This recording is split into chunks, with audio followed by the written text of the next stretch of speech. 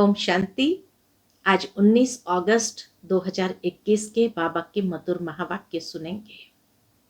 और आज की मुरली में बाबा कहे, बाबा आए हैं तुम्हें राजाई के लायक बनाने। और उसके लिए बाबा कहे, तुम सच्चे सच्चे राज ऋषि बनते हो और राजयोगी बनते हो। राज ऋषि माना जो पवित्र, और राजयोग की पढ़ाई बाबा पढ़ाते हैं। तो जो पवित्र बनकर इस पढ़ाई पर पूरा पूरा अटेंशन देते हैं, वो राजाई के लायक बन जाते हैं। बाबा कहे, बाबा जो सुनाते हैं, जो सिखाते हैं, उसको सुनकर धारण करना है। तो जितना इस पढ़ाई पर पूरा अटेंशन देंगे, हम लायक बनते जाएंगे। तो सुनते हैं बाबा के मधुर महावाक्य। ओम शांति। मीठे बच्चे, तुम सच्चे सच्चे राज ऋषि राजयोगी हो। तुम्हें राजाई के लिए पवित्र जरूर बनना है। प्रश्न है आज की मुरली से, कौन सा अटेंशन राजाई के लायक बना देता है? उत्तर है, अगर पढ़ाई पर पूरा पूरा अटेंशन है तो राजाई मिल जाती है। बाप जो सुनाते हैं उसे अच्छी रीति सुनकर धारण करो। बाप ने सुनाया और बच्चों ने सुना तो राजाई मिल जाएगी। अगर सुनते समय उबासी देते व झुटका खाते, बुद्धि भटकती, तो राजाई गंवा देंगे। इसलिए पढ़ाई पर पूरा पूरा अटेंशन दो। गीत है आज की मुरली के लिए। हमें उन राहों पर चलना है जहां गिरना और संभलना है। ओम शांति। रूहानी बाप रूहानी बच्चों प्रति समझा रहे हैं। आज बच्चों को हठयोग और राजयोग पर समझाते हैं। बच्चों को मालूम है, वह जो भी सिखलाते हैं वह सब है हठयोग। दुनिया में जो कुछ भी मनुष्य सिखलाते हैं सब है हठयोग, क्योंकि वह कर्म सन्यासी है। वास्तव में गृहस्थियों को हठयोग कर्म सन्यास सीखना नहीं है, वह तो है ही निवृत्ति मार्ग। तो प्रवृत्ति मार्ग वाले कर्म सन्यासी थोड़ी बन सकते हैं। बाबा कहे, वह धर्म ही अलग है। तुम्हारा धर्म देवी देवता धर्म है। जिन देवी देवताओं ने राजयोग से ही राजाई पाया है। अभी तुम राज ऋषि हो। ऋषि उन्हों को कहा जाता है जो पवित्र रहते हैं। तुम अभी पवित्र हो। अगर पवित्र न रहे तो उनको ऋषि नहीं कहा जाता। तुम राजाई पाने के लिए पवित्र बनते हो। वह कोई राजाई पाने के लिए पवित्र नहीं बनते। दुनिया में उन लोगों के पास ये लक्ष्य ही नहीं है कि हमें पवित्र बन करके राजाई पानी है। तुम जानते हो कि पवित्र दुनिया में हमको पवित्र राजाई थी। ये ज्ञान अभी प्राप्त हुआ है। भारत में ही 5000 वर्ष पहले देवी देवताओं का पूज्य पवित्र प्रवृत्ति मार्ग था। अभी पुजारी पतित बन पड़े हो।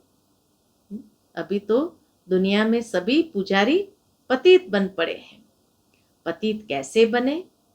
84 जन्म का हिसाब है ना। बाप जो सहज राजयोग सिखला रहे हैं, वही तुमको 84 जन्म का हिसाब बतलाते हैं।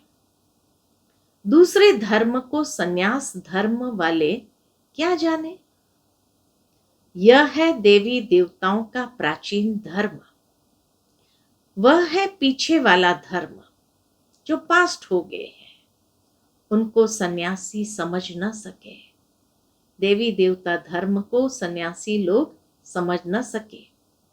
तुम जानते हो, हठ योग अनेक प्रकार के हैं। द्वापर से भक्ति मार्ग के साथ हठ योग शुरू होता है। अभी फिर है राजयोग। वह हठ योग जन्म बाय जन्म सीखते आए हैं। राजयोग तुम एक जन्म में ही सीखते हो। जैसे बाबा कॉन्ट्रास्ट बता रहे हैं हठ योग और राजयोग का, तो बाबा कहे राजयोग तुम एक जन्म में ही सीखते हो। उनको जन्म बाय जन्म पुनर्जन्म लेकर हठ योग सीखना ही है। तुमको राजयोग सीखने के लिए पुनर्जन्म नहीं लेना पड़ता है। एक जन्म में सीखे, राजाई प्राप्त हो गई, उसके बाद राजयोग लुप्त हो जाता है। यह राजयोग तुम सिर्फ संगम पर ही सीखते हो। राजाई मिल गई, स्वर्ग हो गया, फिर और सब धर्म खत्म हो जाते हैं। तुम राज ऋषि हो। राधे कृष्ण भी पवित्र है ना। कृष्ण को महात्मा भी कहते हैं। महात्मा पवित्र होते हैं। तुम भी अभी महात्मा व राज ऋषि हो। महात्मा अर्थात पवित्र महान आत्मा। यह बातें कोई शास्त्र में नहीं है। शास्त्र तो बाद में बनते हैं। कहानियों मिसल बैठ लिखते हैं। जो पास्ट हो जाता है वह बैठ खेल बनाते हैं। सच्चा तो नहीं है। अब बाप बच्चों को प्रैक्टिकल में पढ़ाते हैं। उनकी फिर हिस्ट्री बनाई है। यादव, कौरव, पांडव थे, जरूर संगम पर होंगे। संगम युग की हिस्ट्री बैठ बनाई है। त्योहार भी अभी संगम युग के हैं। राखी बंधन भी पवित्रता पर है। पीछे फिर उनका यादगार चलता है। यहां बाप भी सभी को पवित्र बनाए प्रतिज्ञा कराते हैं। सिख लोग कंगन पहनते हैं, वह भी पवित्रता की निशानी है। हिंदू लोग जनेऊ पहनते हैं, वह भी पवित्रता की निशानी है, परंतु पवित्र रहते नहीं हैं। राखी बंधवाते हैं, अर्थ थोड़ी समझते हैं। आगे ब्राह्मण लोग राखी बांधते थे, अभी बहन भाई को राखी बांधती है, वह खर्ची देते हैं। यह सब अभी फैशन पड़ा है। वास्तव में यह है पवित्रता की बात। बाप कहते हैं बच्चे, काम महाशत्रु है। वह ब्राह्मण लोग कोई ऐसे नहीं समझाते हैं। वो तो राखी पर कोई बात ही नहीं समझा सकते हैं। अभी बेहद का बाप कहते हैं बच्चे, प्रतिज्ञा करो, हम पवित्र बनेंगे, कभी विकार में नहीं जाएंगे। बुलाते भी इसलिए हो कि आकर पतितों को पावन बनाओ। सतयुग त्रेता में कोई नहीं बुलाते, वह है ही राम राज्य। यह है रावण राज्य। राम राज्य में 5 विकार होते नहीं। यथा राजा रानी तथा प्रजा। अभी तुम बच्चे जानते हो, हम बाबा से स्वर्ग की बादशाही ले रहे हैं। इस नरक से जाना जरूर है। बाबा आया है पावन बनाकर स्वर्ग में ले जाने। फिर तो हम क्यों नहीं पावन बने। उन्हों के हठ योग तो अनेक प्रकार के हैं। जयपुर के म्यूजियम में जाकर देखो, कितनी वैरायटी है हठ योगियों की। उनसे होता कुछ भी नहीं है। शरीर स्वस्थ रहता है, बाकी और कोई प्राप्ति नहीं है आत्मा को। सीढ़ी नीचे उतरते ही जाते हैं। ये नहीं कि उससे कोई चढ़ती कला, चरित्र उत्थान होता है, नहीं। बाप ने समझाया है, भारत जब पतित बनता है, रावण का राज्य होता है, तो धरनी हिलने लगती है। उस समय भी नेचुरल कैलेमिटीज जरूर होती है। सोने के महल आदि सब नीचे चले जाते हैं। महलों आदि को कोई लूटा थोड़ी है, वह तो सिर्फ मंदिरों को लूटा है। कुछ जेवर सोना आदि ले गए हैं। जेवरों का सबसे जास्ती शौक तुमको है। तुम स्वर्ग में आते ही जेवर पहनते हो, राज्य करते हो। इसलिए बाबा कहे सबसे जास्ती जेवरों का शौक तुम बच्चों को है। और धर्म वाले आते ही राज्य नहीं करते, तुम बेहद के बाप से स्वर्ग की बादशाही का वर्षा लेते हो। तो यह बाप बैठ समझाते हैं, गीता पढ़कर नहीं सुनाते हैं। गीता में जो कुछ लिखा है वह सब मैंने कहा नहीं है। बाबा स्पष्ट बात कहते हैं, गीता में जो कुछ लिखा है वह सब मैंने कहा नहीं है। वह तो मनुष्य ने मेरे महावाक्यों का बाद में बैठ शास्त्र बनाया है। हमने जो तुमको सुनाया वह तुमने ही सुना और फिर जाकर राजाई की। वहां यह ज्ञान नहीं रहता। यहां तो बाप टीचर बैठ शिक्षा देते हैं। बाप तो हिंदी में ही समझाते हैं। यहां सब हिंदी हिंदी कहते रहते हैं ना, जो उन्हों की भाषा है। वास्तव में प्राचीन भाषा हिंदी ही है, न कि संस्कृत। यह संस्कृत तो शंकराचार्य के बाद निकली है। जो आते हैं वह अपनी भाषा चलाते हैं। बाकी ऐसे नहीं कि बाबा ने गीता संस्कृत में सुनाई है, नहीं। गुरु नानक का अपना ग्रंथ है। उसने सिख धर्म स्थापन किया। उनको भी अवतार मानते हैं। उसमें राजाएं भी होते हैं, सन्यासियों में राजाई नहीं है। बाबा ने समझाया है, बुद्ध, क्राइस्ट आदि पहले गृहस्थी आत्मा थे। अब गृहस्थी पतित आत्मा तो धर्म स्थापन कर न सके। उनमें पवित्र आत्मा आई जिसने धर्म स्थापन किया। दूसरे धर्म तो किस्म किस्म के बहुत है, आकर अपना छोटा मठ पंथ स्थापन करते हैं। झाड़ में भी दिखाया है ना। तो हठ योग और राजयोग में बहुत फर्क है। यह बातें समझने की है। जिसको समझ में नहीं आती होगी वह क्या करेगा? वह जुटका खाते उबासी देते रहेंगे। यहां तो तुमको खजाना मिलता है। तो बाबा के कितना नशा और खुशी रहनी चाहिए। बड़ी भारी कमाई है।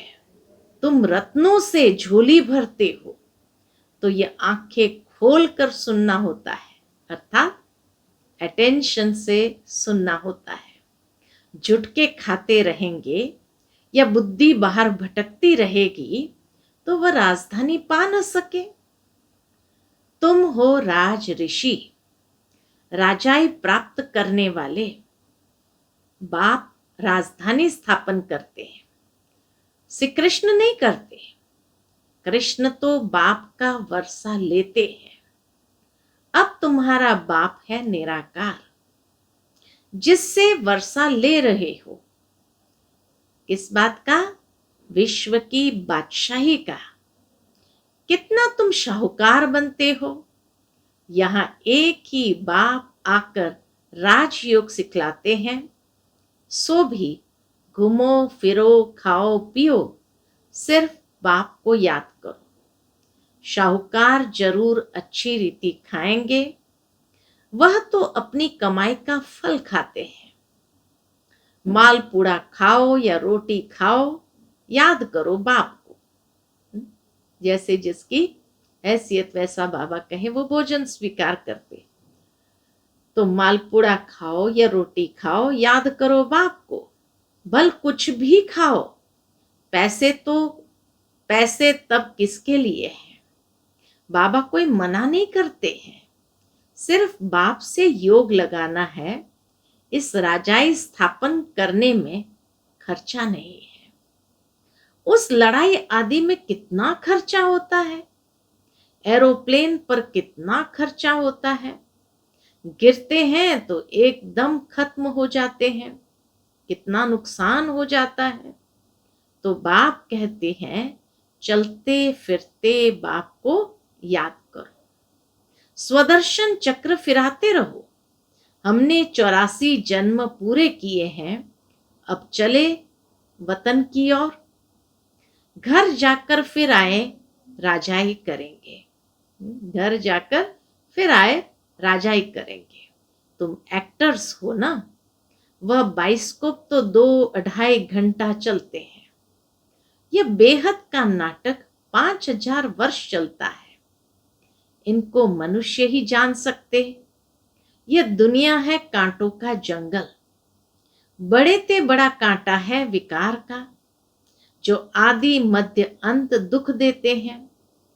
दूसरे नंबर का कांटा है क्रोध। उनकी निशानी यह महाभारत लड़ाई देखो। क्रोध की निशानी बाबा कहे महाभारत लड़ाई देखो।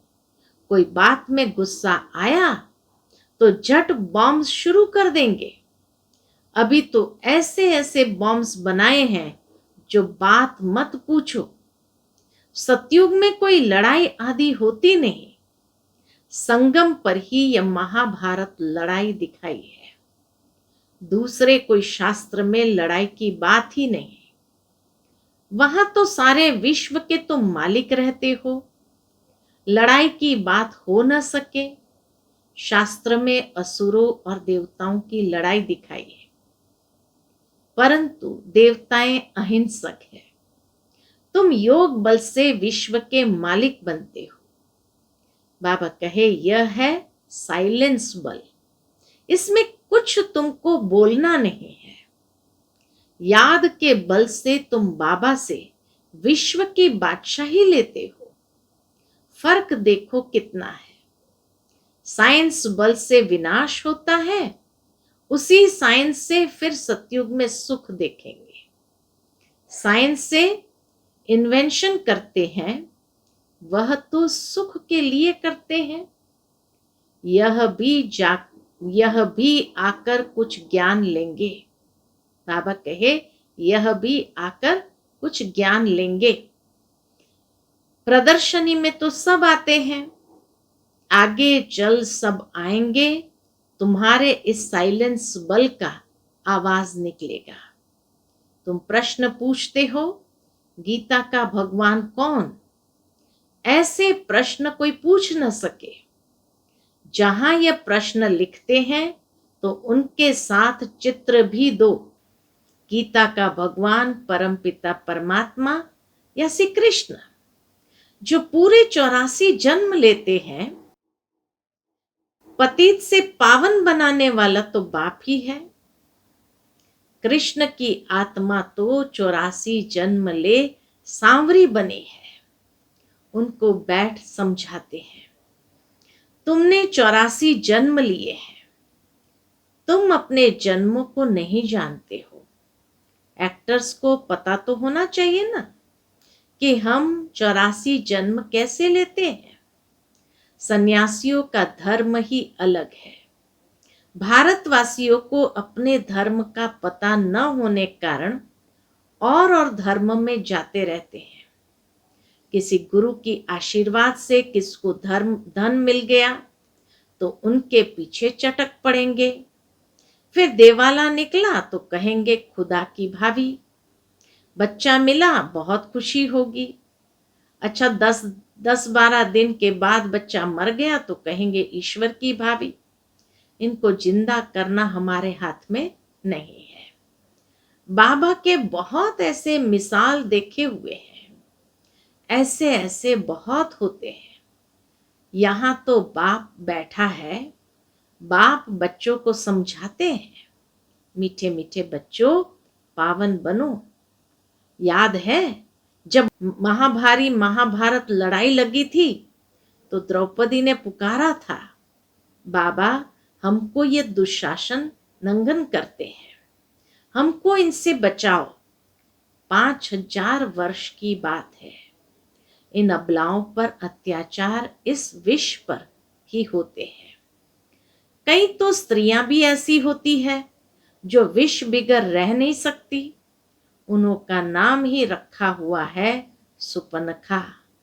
पूतना जो विष के लिए तंग करते हैं, वह है कंस, जरासंधी, शिशुपाल। ये सब विनाश को तो पाने ही है। इस समय है आसुरी रावण राज्य, फिर होगा ईश्वरीय राज्य। इस सारे चक्र को तो तुम जान गए हो कि कैसे 84 जन्म लेते हैं। यह भूलता तब है जब विकार में जाते हैं। विकार में जाने वाले का मुंह ही पीला हो जाता है। खुद ही समझते हैं यह हमने क्या कर दिया। बाप कहते हैं, बच्चे इस विषय गटर में मत जाओ। यह तुमको आदि मध्य अंत दुख देने वाला है, इसमें न पड़ो। कसम उठाओ कि हम विकार में कभी नहीं जाएंगे। भगवान वाच है, काम महाशत्रु है। हर एक चित्र में पहले तो यह लिखो, ज्ञान सागर पतित पावन गीता ज्ञान दाता शिव भगवान वाच। तो फिर कृष्ण का नाम उड़ जाए। हमको गीता का भगवान बैठ ये बतलाते हैं, वही ज्ञान हम लेते हैं। भगवान ही आकर नई दुनिया स्थापन करते हैं और पुरानी दुनिया का विनाश होता है। रुद्र ज्ञान यज्ञ है ना, असुल है शिव बाबा। रुद्र बाबा नहीं कहेंगे। बॉम्बे में बाबरी नाथ का भी मंदिर है, बाबुरी नाथ का भी मंदिर है। अब बबुल कहा जाता है कांटों को। बाबुरी नाथ नाम क्यों रखा है, यह कोई समझते नहीं है। चित्र तो शिव का ही है, बाकी तो अनेक नाम रख दिए हैं। शिव बाबा ही आकर कांटों के जंगल को फूलों का बगीचा बनाते हैं। वही तुम्हारा बाबा है, उनका नाम है शिव। शिव परमात्माय नमः, ब्राह्मण देवी देवताएं नमः। अक्षर बिल्कुल क्लियर है। अब वह परमपिता परमात्मा बैठ इस रथ द्वारा समझा रहे हैं, हूबहू जैसे लौकिक बाप समझाते हैं। बच्चे, हमारे कुल को कलंक नहीं लगाना, कोई खराब काम नहीं करना। यह बाबा भी कहते हैं, बच्चे विकार में तो कभी नहीं जाना। पवित्र बनने बिगर स्वर्ग में ऊंच पद पा नहीं सकेंगे। बहुत जबरदस्त कमाई तुम कर रहे हो। बाबा कहे, बहुत जबरदस्त कमाई तुम कर रहे हो, बाकी सब गंवा रहे हैं। भल कोई के पास पदम है, बड़े बड़े महल बना रहे हैं, लाखों रुपए खर्च करते हैं। तुम समझते हो वह सब waste of time, waste of time है, वेस्ट ऑफ मनी है। ये कुछ काम नहीं आएगा, सब खत्म हो जाएगा। वह तो समझते हैं 10-12 हजार वर्ष चलेंगे। तुम बच्चे जानते हो मौत तो सामने खड़ा है, सिर पर। थोड़े समय के अंदर यह अर्थक्वेक आदि हो, सब डावाडोल हो जाएगा। अर्थक्वेक आदि में अनगिनत मर जाते हैं। बाबा कहे, अर्थक्वेक आदि में अनगिनत मर जाते हैं। अब तो विनाश होना ही है। विनाश का साक्षात्कार और स्थापना का साक्षात्कार किया है, सो फिर इन आंखों से देखेंगे। भक्ति मार्ग में कितना कुछ करते, परंतु कोई वैकुंठ में जा न सके। ज्ञान बिगर सदगति हो न सके। यह सब भक्ति मार्ग के खिलौने हैं। अच्छा, मीठे मीठे सिकिलते बच्चों प्रति माता पिता बाप दादा का याद प्यार और गुड मॉर्निंग। रूहानी बाप की रूहानी बच्चों को नमस्ते।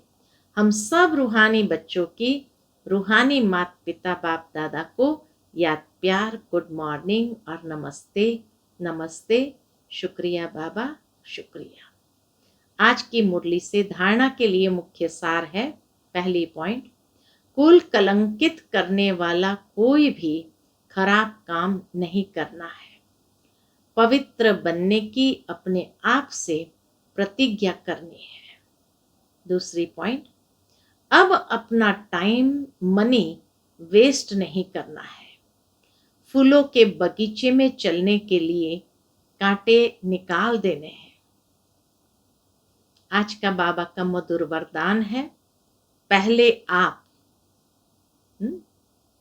आप के पाठ द्वारा ताजधारी बनने वाले चतुर सुजान भव।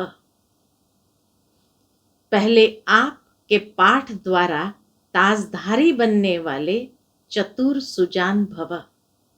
जैसे बाप दादा अपने को ओबीडियंट सर्वेंट कहते हैं, सर्वेंट कहने से ताजधारी स्वतः बन जाते हैं, ऐसे आप बच्चे भी स्वयं नम्र चित्त बन दूसरे को श्रेष्ठ सीट दे दो। उनको सीट पर बिठाएंगे तो वह उतरकर आपको स्वतः ही बिठा देंगे। अगर आप बैठने की कोशिश करेंगे तो वह बैठने नहीं देगा, इसलिए बिठाना ही बैठना है।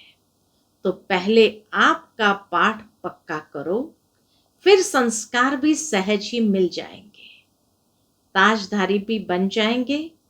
यही चतुर सुजान बनने का तरीका है। इसमें मेहनत भी नहीं, प्राप्ति भी ज्यादा है। आज का बाबा का स्लोगन है, अंतर्मुखी एकांतवासी बनने वाली श्रेष्ठ आत्मा ही अव्यक्त स्थिति का अनुभव करती है। अंतर्मुखी एकांतवासी बनने वाली श्रेष्ठ आत्मा ही अव्यक्त स्थिति का अनुभव करती है। अच्छा, ओम शांति।